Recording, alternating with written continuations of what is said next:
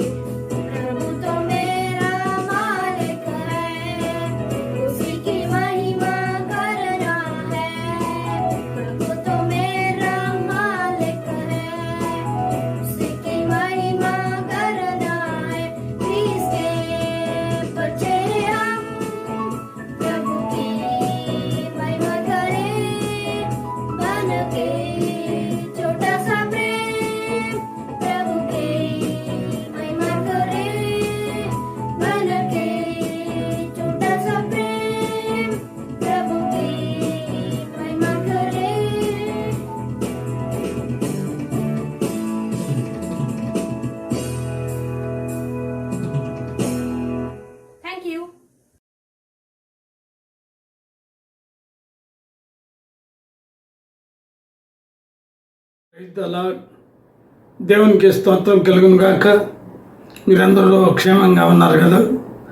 ప్రార్థన చేసుకుందామండి. వాక్య సందేశానికి ముందుగా స్తుతులకు పాత్రుడు మా ప్రియ పరలోకపు తండ్రి, ప్రభువా, ఈ దినం కూడాను ఫ్రూట్ ఆఫ్ ద స్పిరిట్ మరొక అంశాన్ని, ఆత్మఫలముల గురించి తెలుసుకుంటానికి ప్రభువా మీ జ్ఞానమును మాకు అనుగ్రహించమని, మీ ధర్మశాస్త్రం అందులో ఆశ్చర్యకరమైన సంగతులు చూసినట్లుగా మా కన్నులను తెలియచేయమని యేసు అధికారం కలిగిన నామములో ప్రార్థిస్తున్నాం పరమ తండ్రి, ఆమేన్.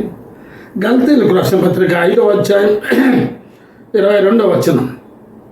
అయితే ఆత్మఫలం ఏమనగా ప్రేమ, సంతోషము, సమాధానము, దీర్ఘశాంతము, దయాళుత్వము, మంచితనము, విశ్వాసము, సాత్వికము, ఆశ నిగ్రహం. హెబ్రీయులకు రాసిన పత్రిక 11వ అధ్యాయం 5వ వచనం. విశ్వాసమును బట్టి హానోకు మరణము చూడకుండునట్లు కొనిపోబడెను. విశ్వాసమును బట్టి హానోకు మరణము చూడకుండునట్లు కొనిపోబడెను. ఫెయిత్ఫుల్నెస్. కాబట్టి విశ్వాసం అంత మాత్రమే కాకుండా అతడు కొనిపోబడక మునుపు దేవునికి ఇష్టడై ఉండినని సాక్ష్యం పొందాను. కాగా దేవుడు అతనిని కొనిపోయాను కనుక అతడు కనబడలేదు. My dear brothers and sisters, ఈ దినాల్లో క్రైస్తవుల సాక్ష్యాలు ఎలా ఉన్నాయి? తుమ్మితే బాగైంది, దగ్గు బాగైంది, జ్వరం బాగైంది. ఏమండి, ఎట్లాంటివి చెప్తున్నారు కానీ అవి సాక్ష్యాలు అంటారా? సాక్ష్యాలకి నేటి క్రైస్తవులకి అర్థం కావట్లేదు. సాక్ష్యం కాబట్టి ఇక్కడ సాక్ష్యము గురించినటువంటి సత్యం చాలా స్పష్టంగా రాయబడి ఉన్నది. విశ్వాసం బట్టి నీ విశ్వాసం ఎలా ఉంది? How is your faithfulness? రెండవదిగా అక్కడ రాయబడి ఉంది, నీవు దేవునికి ఇష్టరాలవా? హనోకు దేవుడికి ఇష్టడైనందున అతడు మరణమును చూడక కొనిపోబడను. మరణాన్ని చూడకుండా కొనిపోబడినటువంటి వారు ఇద్దరు, మరొకరు ఏలియా. నా ప్రియమైనటువంటి వారులారా, నీ విశ్వాసం ఎక్కడ? నీవు దేవునికి ఇష్టరాలో కాదా అని నిన్ను నువ్వు పరీక్ష చేసుకో. అంత మాత్రమే కాదు, అసలు ఆదికాండము 5వ అధ్యాయంలో కన్నా గమనించినట్లయినతో హానోకు 21వ వచనం, 65 ఏళ్ళు బ్రతికి మెతూషెలను కన్నా. హానోకు మెతూషెలను కన్న తర్వాత 300 ఏళ్ళు దేవునితో నడుచుచు కుమారులను కుమార్తెలను కనెను. What a wonderful! 300 ఏళ్ళు దేవునితో నడిచాడా? నమ్ముతారా? ఇది నిజం, సత్యం. కనుకనే పరిశుద్ధ గ్రంథంలో హానోకుని గురించి వ్రాయబడి ఉన్నది. నీ గురించి ఏం రాస్తున్నాడు దేవుడు? నీ గురించి ఏం రాసి చెప్తున్నాడు? మరొక గ్రంథం ఉంది. ఇది దేవాది దేవుడు సృష్టికర్త, పాత నిబంధనల గ్రంథం. కుమారుడైన యేసుక్రీస్తు ప్రభుల వారి యొక్క పరిచర్య, కొత్త నిబంధనల గ్రంథం. తదుపరి గ్రంథంలో అనేకులు ఉన్నారు. ప్రకటనలో చెప్పబడినట్టుగా అనేకులు అన్ని జనాంగం నుంచి ఏర్పరచబడినటువంటి వారు. నీ గురించి ఏమని వ్రాయబడి ఉన్నది? 300 ఏళ్ళు దేవునితో నడవడము సాధ్యమంటారా? నువ్వెన్ని ఏళ్ళు బ్రతుకుతావు?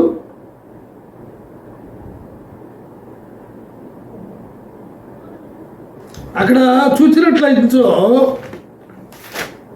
91వ మరి 90వ అధ్యాయం కీర్తనలో అది దైవజనుడైన మోషే చేసిన ప్రార్థన.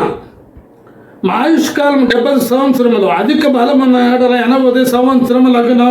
అయినను వాటి వైభవము ఆయాసమే, దుఃఖమే. అవి త్వరగా గతించిన మేము ఎగిరిపోవుదము. నీ ఆగ్రహ బలము ఎంతో ఎవరికి తెలియదు. నీ బలం ఎంతో నీకు తెలుసా? శాంసను తను బలవంతుడని, నాజీరు చేయబడినాడని ఇష్టపూర్వకంగా కొంతవరకు ఆత్మీయతలను జీవించాడు. ఇంకా తిరుగులేదులే, దేవుడు నాతో కూడా ఉన్నాడు అనుకున్నాడు. అంతటి విశ్వాసం కలిగినటువంటి వ్యక్తి గలీలా ఒడ్డులో పడి పాపం సర్వం కోల్పోయినాడు. ఇక నేను బ్రతకకూడదు ప్రభువా, ఈ ఒక్కసారి నీ ప్రతాపం, నీ శక్తిని నాకిమ్ము, నా ప్రతాపం చూపిస్తా అని చెప్పి 3 అంతస్తులు సర్దారులతో నిండి ఉన్నటువంటి ఆ భవనం కుప్ప కూలిపోయింది. My dear brother and sisters, దేవునితో నడిస్తే ఆ శక్తే వేరు, ఆ బలమే వేరు, ఆ ఆధిక్యతే వేరు, ఆ ఆత్మీయతే వేరు, ఆ పరిశుద్ధతే వేరు. నువ్వు దేవునిలో నడుస్తున్నావా? నువ్వు విశ్వాసివా, అవిశ్వాసివా? వ్యతిరేక పదాలున్నాయి. అవిశ్వాసం, అజాగ్రత్త, స్వామి ద్రోహం. కొందరు మంచి చెప్తూ నడిపిస్తే వాళ్ళకే గురువుని మించిన శిష్యులు అంటారు కదా, అది ఊరికే చెప్పబడలే, అక్షరాలు జరిగి తీరుతూ ఉంది. ప్రియ సహోదరి, సహోదరుడా, నేను ఇదివరకే మరి ఫెయిత్ను గురించి, విశ్వాసముల గురించి 6 మాటలు తెలియజేశాను. అవి మరలా రిపీట్ చేస్తున్నాను. Faith by seeing.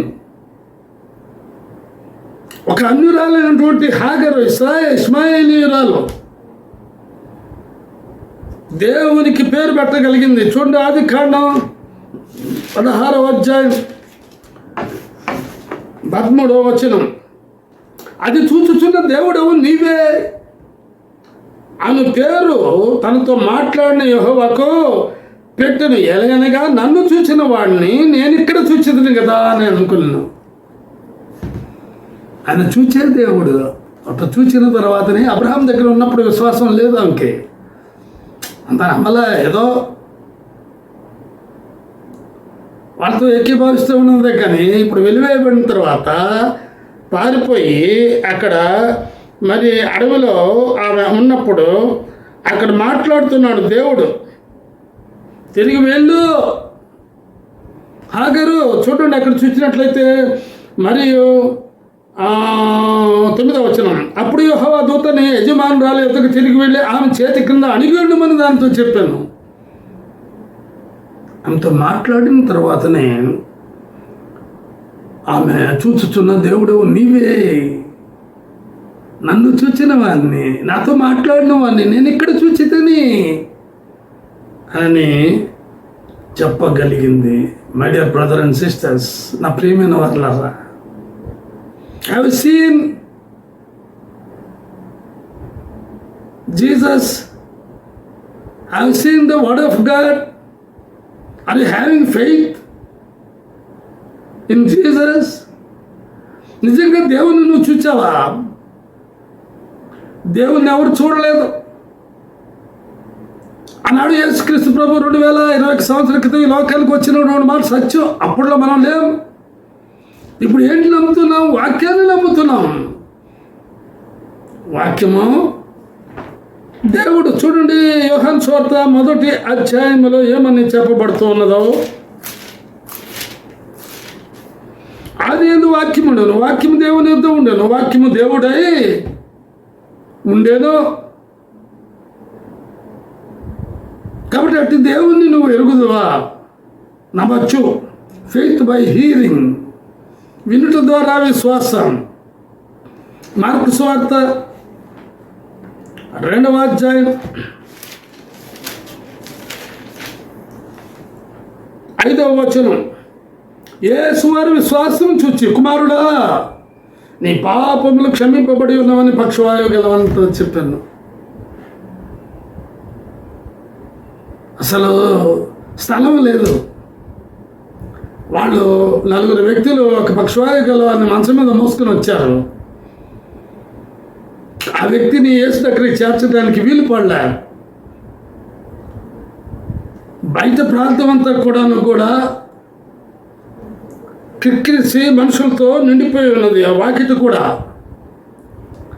సరిగ్గా ఆయన ఉన్న స్థలం చూచి పైన పీక్కు ఓడదీసి తీసుకొచ్చినటువంటి కార్యం నెరవేరకపోతే ఏం ప్రయోజనం అని ఆ వ్యక్తిని అలాగే దింపారు. వాళ్ళ విశ్వాసం, దింపినటువంటి వ్యక్తి యొక్క విశ్వాసం ఎంత గొప్పది.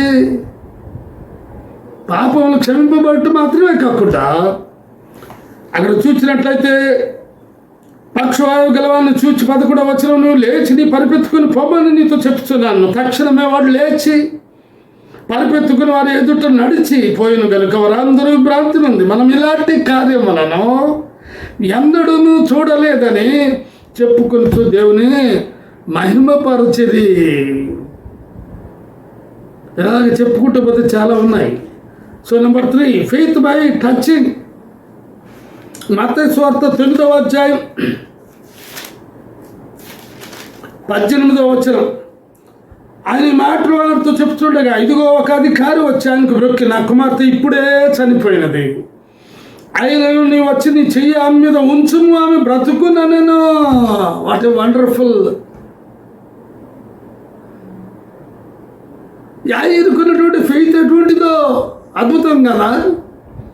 అయ్యా చచ్చిపోయింది, అయ్యా please come and touch my daughter, I have faith, నాకు ఆ నమ్మకం ఉంది, మీరు తాకితే చాలు నా బిడ్డ బ్రతుకుతుంది. బ్రతికిందండి. ఆశ్చర్యంగా చనిపోయినటువంటి ఆ బిడ్డ బ్రతికింది. ఆ వివరణ మీకు అందరికి తెలుసు. కనుక ప్రియ సహోదరి సహోదరా, ఆయనలో విశ్వసించినటువంటి వారు చూచుడు ద్వారా విశ్వాసం పొందారు, వినుట ద్వారా విశ్వాసం పొందారు, తాకుడు ద్వారా ఆయన తాకినా మనం తాకినా అనేకులు తాకారు. ఒకరు కాదు, ఇద్దరు కాదు. అది చూస్తా ఉంటే 4వ మాట, ద అరోమా ఆఫ్ ఫెయిత్, వాసన ద్వారా విశ్వాసం. చూడండి, పరమగీతము 1వ అధ్యాయం 4వ వచనం, నన్ను ఆకర్షించము, మేము నీ వద్దకు పరిగెత్తి వచ్చేద్దాము. ఆయన అక్కడ ఉంటాడు, అక్కడ ఆకర్షణ. ఆయన వాసన వచ్చేస్తుంది అంతే. ఆ వాసనను ఆగ్రహించడానికి ఆయన వద్దకు అనేకలు పరిగెడతారు. చూడండి, మత్తయి సువార్తలో రాయబడి ఉంది. మత్తయి సువార్త 4వ అధ్యాయం యేసు 23వ వచనం, వారి సమాజ మందిరంలో బోధించుచు దేవుని రాజ్యమును గుర్చిన సువార్తను ప్రకటించుచు ప్రజలలోని ప్రతి వ్యాధిని రోగమును స్వస్థపరచుచు గలిలయ అన్నంతటా సంచరించను. ఆయన కీర్తి సిరియా దేశం అంతటా వ్యాపించను. నానా విధములైన రోగముల చేతను వేదనల చేతను పీడింపబడిన వ్యాధిగ్రస్తులందరినీ, దయ్యం పట్టిన వారిని, చాంద్ర రోగులను, పక్షవాయువు గల వారిని ఆ వారు ఆయన వద్దకు తీసుకుని రాగా ఆయన వారినే స్వస్థపరిచిన అనేకులు ఆకర్షించబడ్డారు, పరిగెడుతున్నారు. ఆయన ఎక్కడ ఉంటాడో అక్కడికి క్రిక్కిరిసి ప్రజలు ఆయన మీద పడచ్చు.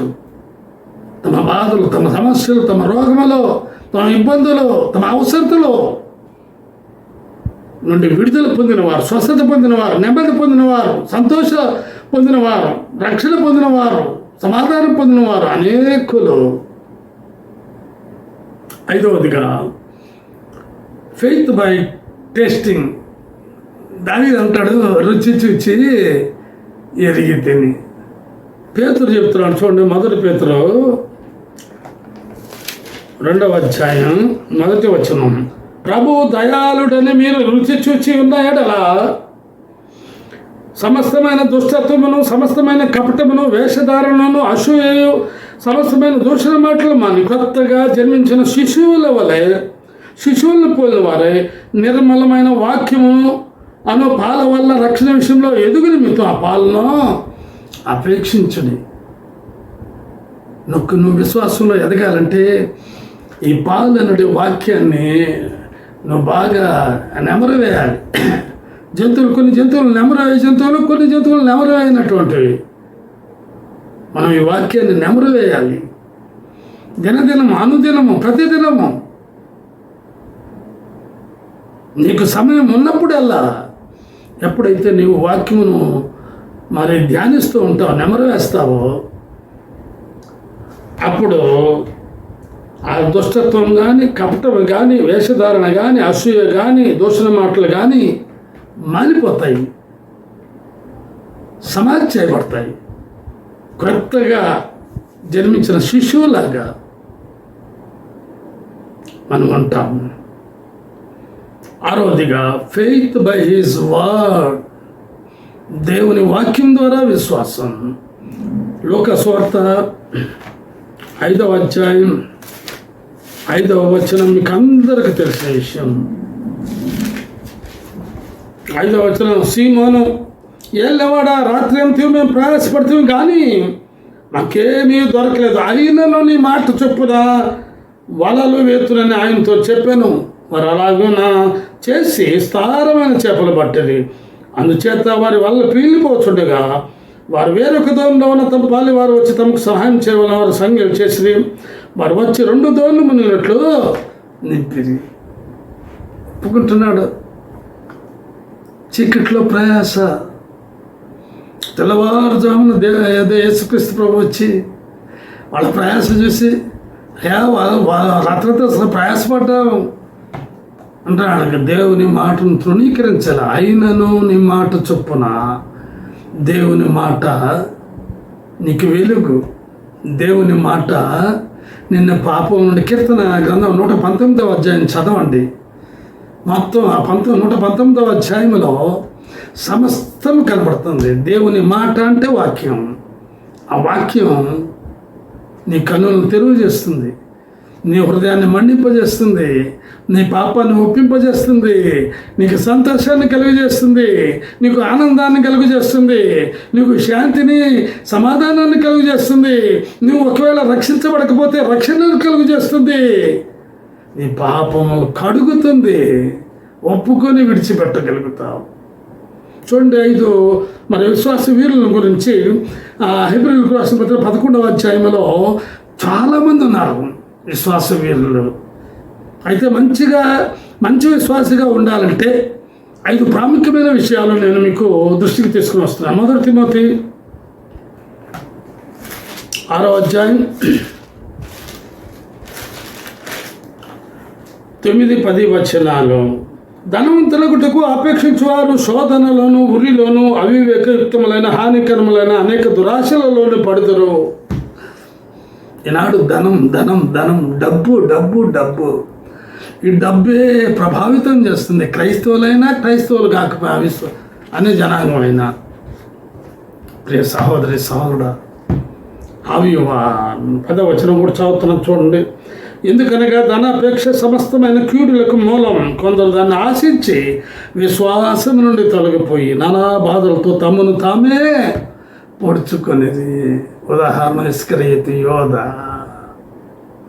2వదిగా హెబ్రీయులకు రాసిన పత్రిక 11వ అధ్యాయం 26వ వచనంలో 2 భాగాలు ఉన్నాయి. 26వ వచనంలో మొదటిది అల్పకాల పాపభోగం అనుభవించడం కంటే దీన్ని త్యజించాడు మోషే. కానీ అల్పకాలం వచ్చిందిరా ఛాన్స్ అని మరి ఆ పాపంలో పడేవాడే సంసోను. ఇందాక మాట్లాడుకున్న సంసోన్ ఆ ఛాన్స్ని తృణీకరించకూడదు. అదే యోసేపు తృణీకరించాడు వచ్చిన ఛాన్స్. సంసోను తను ప్రేమించి తెలియలా వాళ్ళలో పడ్డాడు. యోసేపుని పోతిఫర్ భార్య ప్రేమించింది. 2 వ్యతిరేకాలు. అయినా తృణీకరించాడు. 2వదిగా చూస్తే దేవుని ప్రజలతో శ్రమ అనుభవించటం మేలు. కాబట్టి నువ్వు ఎలా ఉన్నావు? దేవుని ప్రజలతో శ్రమ అనుభవిస్తున్నావా? 4వదిగా 2వ తిమోతి 4వ అధ్యాయం 7వ వచనం. మంచి పోరాటం పోరాడితేని నా పరుగు కడబట్టించుతని విశ్వాసము కాపాడబెట్టని. నా ప్రియమైన వాళ్ళరా, నీ జీవితంలో మంచి పోరాటం పోరాడు. ఒక పాపిని రక్షించు. సరైన విధానంలో వారిని నడిపించు. ఎలా ఉన్నావు? ఆఖరిగా గమనించినట్లయినచో 5వది ఇదే హెబ్రీయులకు రాసిన పత్రిక 11వ అధ్యాయం 26వ వచనం. దేవుడిచ్చు బహుమానం కొరకు ఎదురు చూచినాడు, దాని మీద దృష్టించాడు. నీ బహుమానం ఏంటి? నీవు చెప్పుకోవడం కాదు నాకు ఈ బహుమానం వస్తుందని. అపొస్తలుడు పౌలు ఒక్కడే అన్ని బహుమానాలు పొందుకొనగలిగాడు. మిగతా వారందరూ కూడా రకరకాల బహుమానాలు వారికి తగ్గట్టుగా. నువ్వెలా ఉన్నావు? ఏ బహుమానం పొందుకునగలవు? అవిశ్వాసం నీకుందా? ఒకవేళ అట్టి బహుమానం పొందుకొనలేకపోతే జీవితాన్ని చక్కదిద్దుకో, క్రమపరచుకో.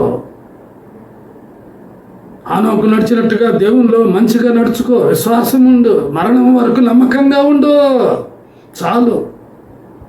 ప్రార్థన చేసుకున్నాం. ప్రేమ నమ్మకం గల మా ప్రియ పరలోక తండ్రి, ఇది నా ప్రభా fruit of the spirit faithfulness, విశ్వాసమును గురించిన సత్యాలను మీరు బయలుపరిచారు ప్రభా. చూచుడు ద్వారా విశ్వాసం, వినుడు ద్వారా విశ్వాసం ప్రభా, తాకుడు ద్వారా విశ్వాసం నా తండ్రి ప్రభా, మరి వాసన ద్వారా విశ్వాసం నా తండ్రి ప్రభా, అదే సమయంలో రుచి చూచుడు ద్వారా విశ్వాసం, నీ మాట ద్వారా విశ్వాసం, అనేక సత్యాలను మాకు బయలుపరిచారు. ఈ మాటలను నీరు కట్టి ఫలింపచేయండి. ఇంకనూ ఎరుగున వారు, తెలుసుకున్న వారు, గ్రహించిన వారు విశ్వసించినట్లుగా కృపను అనుగ్రహించమని, అనేకులు ప్రభా మీ నిత్యత్వములోనికి ప్రవేశం కలిగినట్లుగా సహాయం చేయమని యేసు అధికారం కలిగిన నామములో ప్రార్థిస్తున్నాం పరమ తండ్రి. ఆమేన్. తిరిగి వచ్చే వారం కలుసుకుందామండి. అంతవరకు సెలవు. దేవుడు మిమ్మల్ని దీవించును గాక.